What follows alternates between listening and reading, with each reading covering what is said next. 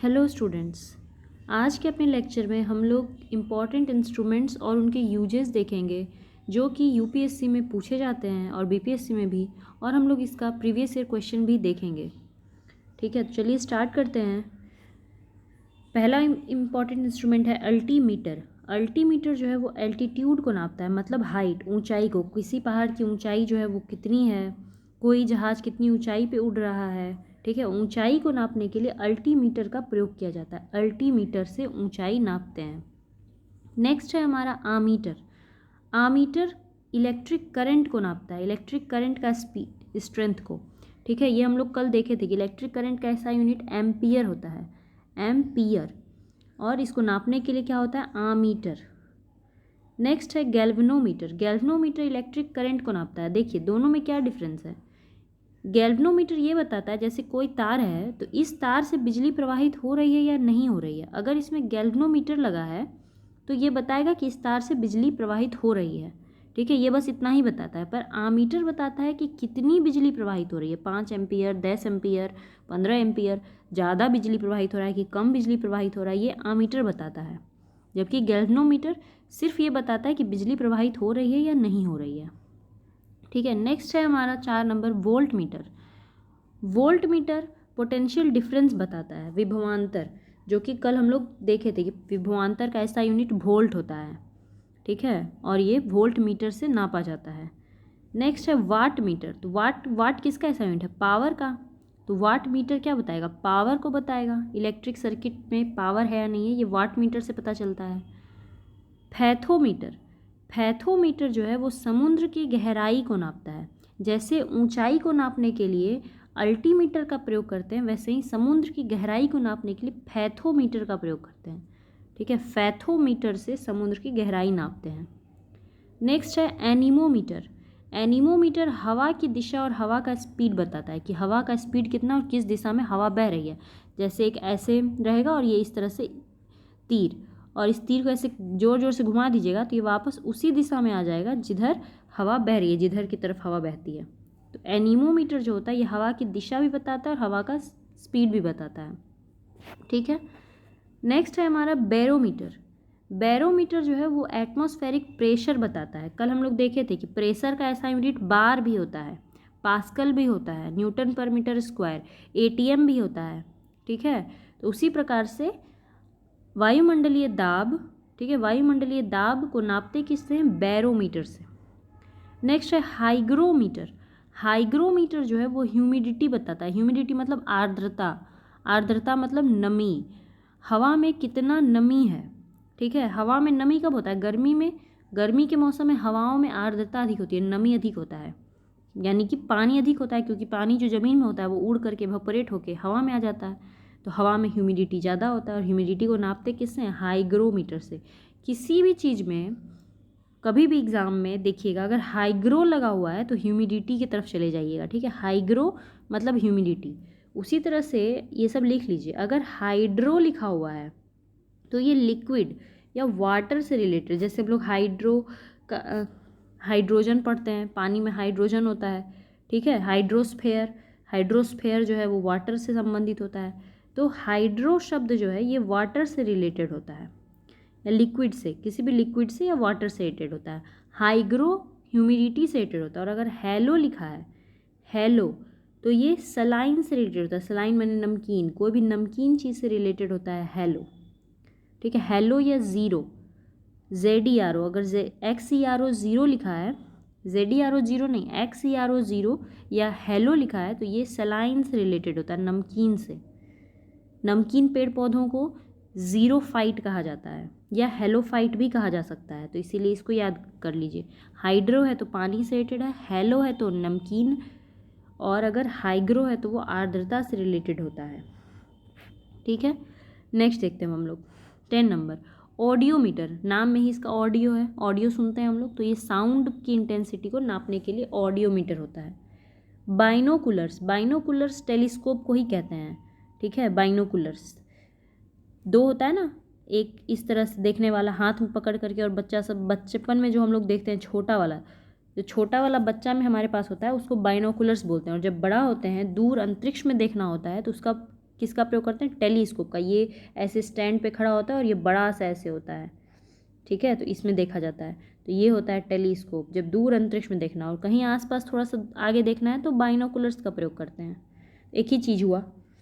Next है cardiogram, ECG, electrocardiogram, heart से related होता है। हार्ट से रिलेटेड डिजीज आप लोग देखे होंगे टीवी में, जब किसी का दिखाता है कि ऑपरेशन थिएटर में, और जब मरने वाला होता है तो उसका एक टीवी सा होता है, मॉनिटर होता है, और उसमें हार्ट का ऐसे ऐसे दिखाता है, फिर धीरे धीरे ये सीधा हो जाता है। इसका मतलब कि आदमी मर गया, उसका दिल धड़कना बंद हो गया है, ठीक है।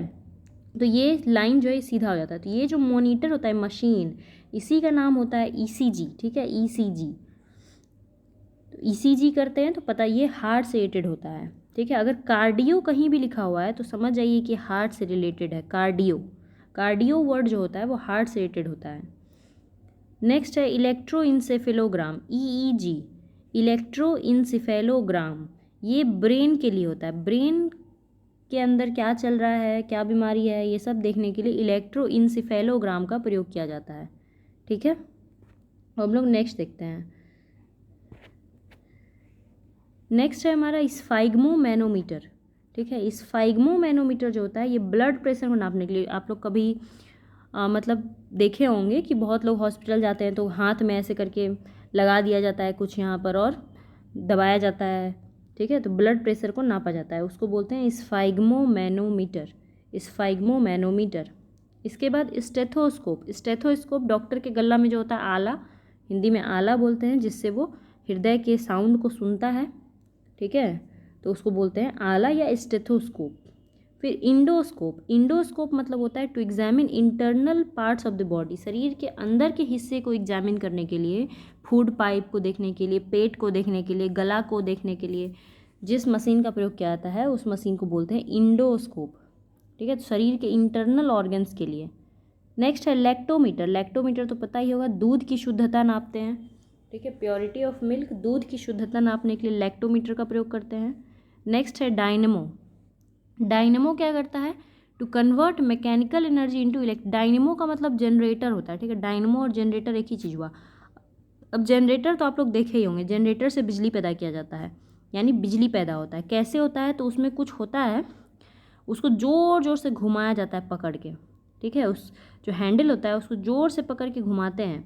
तो जब उसको गोल गोल घुमाते हैं, जब कोई भी चीज़ गोल गोल घूम रही होती है तो उसमें होता है मैकेनिकल एनर्जी। जैसे पंखा, पंखा में है मैकेनिकल एनर्जी, मोटर, मोटर में है मैकेनिकल एनर्जी। जो चीज़, जब कोई चीज़ गोल गोल घूमता है तो उसमें होता है मैकेनिकल एनर्जी। तो यहाँ पे क्या करते हैं, पहले गोल गोल घुमाते हैं जनरेटर को, तो जनरेटर से निकलता है बिजली, तो mechanical energy converted into electrical energy, है ना। यांत्रिक ऊर्जा, मैकेनिकल एनर्जी का हिंदी होता है यांत्रिक ऊर्जा, यांत्रिक ऊर्जा बदल जाता है किस में? विद्युत ऊर्जा में।